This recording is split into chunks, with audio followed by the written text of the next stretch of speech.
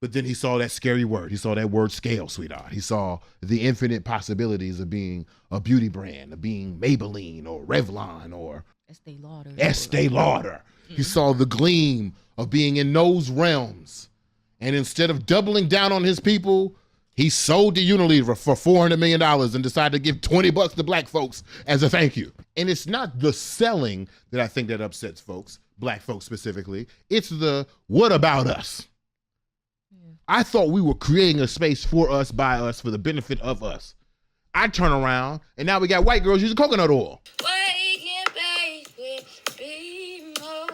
There are two different perspectives in which you can own black capital and grow blackly, and they have been exposed pretty recently in public. But anyway, there is one perspective that says, I build and I create an asset so that I can sell portions of this asset so that I can scale up and make sure I can get as much money as possible, right? And then there is another perspective of business. We call that first perspective of business. We'll call it the Jay-Z way. We'll call that the Charlamagne way, because these individuals have been known to say, hey, what does it mean to own 0 or 100% of nothing?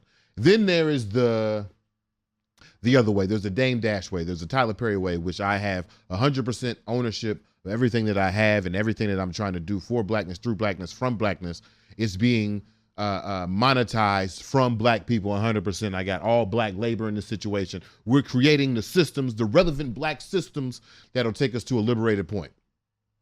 And I feel like sometimes when we talk about that, it's so nebulous. Like we're talking about capitalism, which is what's an economic and governmental strategy. We're talking about different strategies of ownership, which feels like so nebulous to the people who don't have money, who don't have access to capital, who aren't interested in ownership. I'm going to show you why I think the difference between the two strategies is so important. And it just so happens that an organization they're called The Gathering Spot is going through a bit of black turbulation, if you will. The Gathering Spot is going through a bit of a black turbulation. Sweetheart, if you could show some of these pictures, I think it's responsibility via the job. And I believe it's you got to click through because I didn't gave it up first. But if you haven't been paying attention, last year, May 2022, The Gathering Spot, which when they came to DC, they told me they were like a black country club, right? And which I said, I don't know if niggas need country clubs, but I appreciate you building a space intentionally for blackness, for blackness, by blackness, for the benefit of blackness. We appreciate you, Gathering Spot.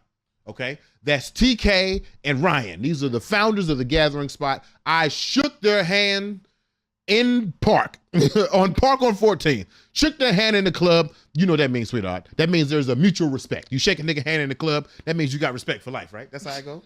Is that how it work? I guess. Okay. I shook the nigga's hand in the club. I agreed with what they said. I said, you know what? I don't know if we need this type of classism, but we definitely need a spot for black people, by black people, for the benefit of black folks. Right? Right? Yeah.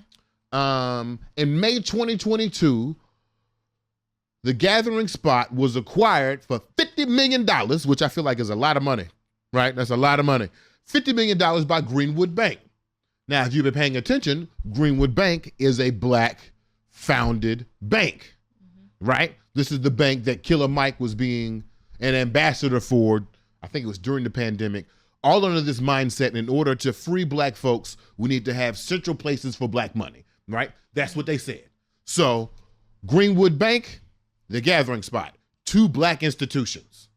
One acquired the other black institution. If I'm not mistaken, sweetheart, I believe they got the Paul Robeson Negro of the Week Award for their innovative approach of creating more black capital by acquiring black spaces that create black capital. Fast forward a year, I don't know if y'all was paying attention, but over the weekend, there was some spicy drama coming out of the Jack and Jill Gathering Spot Country Club Spaces of Blackness. Oh, I'm finna go in. I can feel it right now. There was some drama that was going on. TK, the CEO of The Gathering Spot, was fired. And replaced by a board recommendation from Greenwood Bank. Now, sweetheart, we don't got to be geniuses on the show, but I want you to guess who's on the board at Greenwood Bank. Is it the same black representatives that they was putting in our face when they said Greenwood Bank was coming alive? No. No. Who was it, sweetheart? Go ahead, tell me about it. Somebody white. It was the white mans. They put the white mans on the board for Greenwood Bank. Why does that? What does that mean, Beamer? What are you saying? What are you saying? What I'm saying is this conversation started off, I want to remind you, this conversation started off with a dichotomy. The dichotomy of ownership, right? On one end, we had the Jay-Z and Charlamagne side. On the other end, we had the Tyler Perry and Dame Dash side. Own 50%, 10%, 20%, whatever percent of your business, sell it off to other people so that you can scale. That's the Charlamagne way. Own 100% of your situation, own all of your positions and label, and make your money through Blackness, for the benefit of Blackness. That is the Dame Dash way. Now, what happened with Greenwood Bank? What we see with Greenwood Bank and the Gathering Spot is we see a clash, right? So just remind you, TK fired from the Gathering Spot. The Greenwood Bank uses their white board of directors to replace him with a white man. The members of the Gathering Spot, including, what's that boy from TMZ? Van Latham? What's not Van Latham? Van Jones? Van Latham.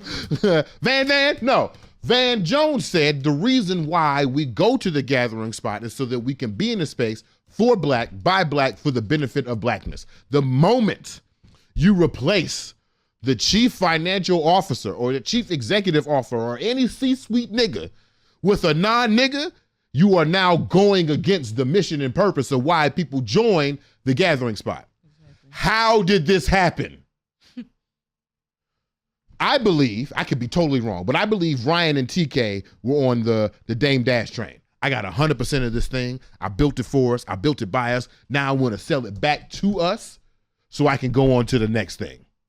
But the Greenwood Bank was not on that same time. No. The Greenwood Bank was on, I want to acquire as much as possible. I want to scale, and I want to make sure this bank is making as much money as possible. And as much money as possible is code word for sell it to white people too. So then when these situations arise, the question always comes to my mind, the same question I've been asking since season 2. What are we supposed to do with niggas with money? What are we supposed to do? A moment ago, it was nebulous. If Jay-Z wants to keep, what's that boy name? Basquiat's pictures in the living room for the benefit of his kids, I mean, I guess. It's a little selfish, but do we all need Basquiat? I guess not. I mean, probably not. That's one thing. But when we take it to actual gathering spaces for and designed by, with the benefit of black people in mind, when we sell those spaces so that white people can also enjoy them, so that a few individuals can scale up their financial aptitude, I don't know. I don't know, but what I see in this situation is a beautiful example. So right now, the Gathering Spot is in litigation. They are suing Greenwood Bank for missing a few payments, for fraud. But one of the other things that the Gathering Spot is suing for is to reclaim ownership of the Gathering Spot. Why? Because I gave it to y'all and you fucked it up. I told you I wanted an all-black space, and the first thing you do is fire my founder and replace him with a white boy? No. I want my shit back. Yeah. I want my shit back. I ain't time to play. Y'all niggas was playing outside every day, okay? Playing little ass niggas. Anyway, so that's the real life implication, right? We've seen the Gathering Spot. We now see Greenwood Bank, 2 black-owned institutions. One institution is being semi-controlled by a board of directors that aren't black. Another institution was founded by 2 members who gave that power to Greenwood Bank. And I'm seeing on the internet, a lot of people got smoke for the Gathering Spot right now. A lot of people got smoke for the Gathering Spot. A lot of people had smoke for, sweetheart, you can go back a picture. A lot of people had smoke for SheaMoisture as well. SheaMoisture sold themselves. I remember Richard Disher, what's the boy name? Richard, what's his name? That boy, the boy who founded SheaMoisture, he said he got the recipe for shea butter from his ancestors in Africa, sold it out his trunk in New York, became every favorite black person's favorite black brand. But then he saw that scary word. He saw that word scale, sweetheart. He saw the infinite possibilities of being a beauty brand, of being Maybelline or Revlon or what's a really old one? Estee Lauder. Estee Lauder. He saw the gleam of being in those realms. And instead of doubling down on his people, he sold to Unilever for $400 million and decided to give $20 to black folks as a thank you. Richard, I forgot his name that fast. Richard Lou Dennis. Thank you, Donovan. Thank you, Donovan. I won't reveal why you know, but I appreciate you. And he also said Van Lathan, not Van Jones. Is Van Lathan? That's what he said. Who's Van Jones? Van Jones is that lawyer, right? Who's Van Lathan? That the TMZ guy, right? That's not the same nigga? No. Van Jones was helping Kim Kardashian become a lawyer, right? I don't know, nigga. I thought they was the same. No. I thought his name was Van Lathan Jones. That's not him? Are they both dark-skinned and bald? Yeah. Wow. The political guy is Van Jones. Yeah. Yeah, he's a lawyer. Hey, one of y'all niggas got, what's your real name if your name is Van? Donovan? Or Van? Could be. Vanessa? Anyway. Van Lee. Yeah, SheaMoisture caught that same smoke when they decided to join Unilever and sell parts of themselves or full of themselves to Unilever. And it's not the selling that I think that upsets folks, black folks specifically. It's the what about us? Yeah. I thought we were creating a space for us, by us, for the benefit of us. I turn around and now we got white girls using coconut oil. What? I thought these were the secrets. The best part of waking up